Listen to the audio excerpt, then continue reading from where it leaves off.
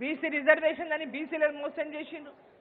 ఆ రోజు మన కాంగ్రెస్ పార్టీ పిసిసి అధ్యక్షులు మహేష్ గౌడ్ గారు రేవంత్ రెడ్డి కాదు రేవంత్ గౌడ్ అని చెప్పి మాట్లాడాలన్నాడు.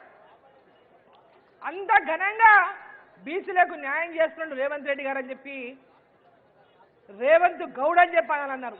మరి ఎక్కడ న్యాయం చేసి మీరని చెప్పి నేను ప్రశ్నిస్తా ఉన్నా. కేవలం ఎన్నికలలో బీసీలను వాడుకున్నారు, స్థానిక సంస్థల్లో వాడుకోవడానికి ఒక నాటకం చేసిండ్రు, డ్రామా చేసిండ్రు. బీసీలను మోసం చేసినటువంటి మీకు ఈరోజు తెలంగాణలో విజయోత్సవాలు చేసుకునేటటువంటి అర్హత ఉందా అని చెప్పి నేను ప్రశ్నిస్తా ఉన్నా. ఈరోజు ప్రతి వర్గాన్ని మోసం చేసిన తెలంగాణ. ఇంతకుముందు కామారెడ్డి శాసనసభ్యులు వెంకటరమణారెడ్డి బ్రహ్మాండంగా చెప్పారు, 3 లక్షల కోట్ల బడ్జెట్, పేరు గొప్ప ఊరి దిబ్బ. ఆ 3 లక్షల కోట్ల బడ్జెట్లో బీసీలకు 20,000 కోట్లు ఏటా ఇస్తామన్నాడు. మరి 40,000 కోట్లు ఇవ్వాలి 2 ఏళ్లలో. మరి ఎన్ని వేల కోట్లు ఇచ్చని చెప్పి నేను ప్రశ్నిస్తా ఉన్నా.